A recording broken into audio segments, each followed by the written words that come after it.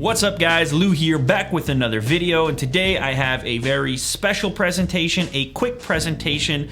I have just received a dummy unit, a mock-up of the iPhone 6 5.5-inch version. On my left here, this is set to be the largest iPhone ever, very similar in fact in form factor to the Galaxy Note 3, which I also have beside it here for the sake of comparison. I've also got the current generation of iPhone on the far side here, the iPhone 5S, which is of course dwarfed by both of these devices beside it. Now, this is obviously a mock-up unit. It is not 100% accurate. I wouldn't expect it to be, but the way it works with these mock-ups is you have case manufacturers, accessory manufacturers, etc. in China. They get their hands on schematics and they try to get a jump on other manufacturers in the space, through producing their accessories in advance of an actual iPhone launch. Now, in the past, they have been very, very accurate, and they probably wouldn't be going into production with cases, etc. if they didn't have something very close to a finished product. So I have some pretty decent confidence in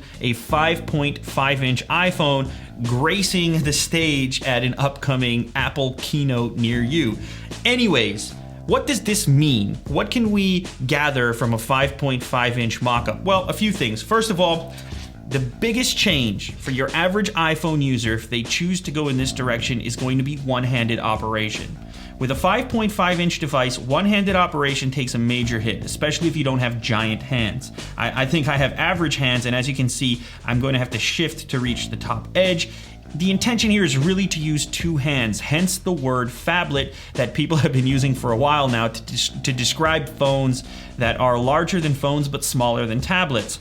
The Note 3 in the center here has been wildly popular, and this is maybe one of those occasions where it looks like Apple is moving into a market where Samsung already has a foothold. Now, both of these devices obviously dwarf the current generation of iPhone. As you can see right here, it is tiny. Now, I don't know if this says more about how small the current iPhone is or how big these phablets are, but as you can see, it fits inside of the screen, the entire body. Now, comparing the other dimensions here between the iPhone 6 5.5-inch mock-up and the Note 3, you'll notice that the form factors are really similar, with the iPhone 6 being ever so slightly taller with a larger bezel on the top and the bottom. But it is thinner as well, and this actually plays a role in making it a little bit more comfortable to hold, even though it's huge. So it's a little thinner than the current Note 3. While we're here, we should take a look at the button layout on this iPhone 6 mock-up. You can see we have our volume buttons on the left-hand side, as well as a hold switch. As I flip it around, you'll see the power button has been moved.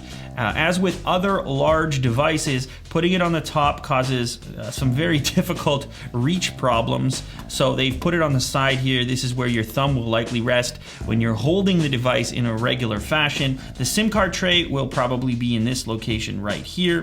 And on the bottom is where most of the action is. You have a large speaker grill as well as the lightning port, and then of course the location of the headphone jack. Again, this is a mock-up, it's not for sure, but this is likely what we'll see when the eventual iPhone 6 5.5-inch launches.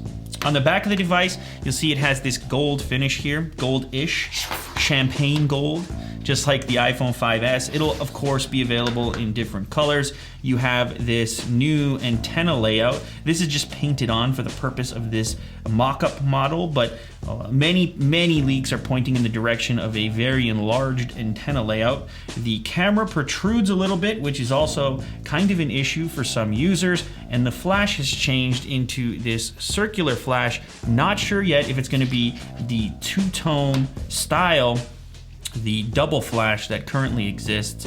This again is for the purpose of case design, so the overall form factor is probably more important to case manufacturers than the exact size of cutouts. So this may change prior to launch, but something to keep in mind. Maybe there's some new tech going into this that we don't know about just yet.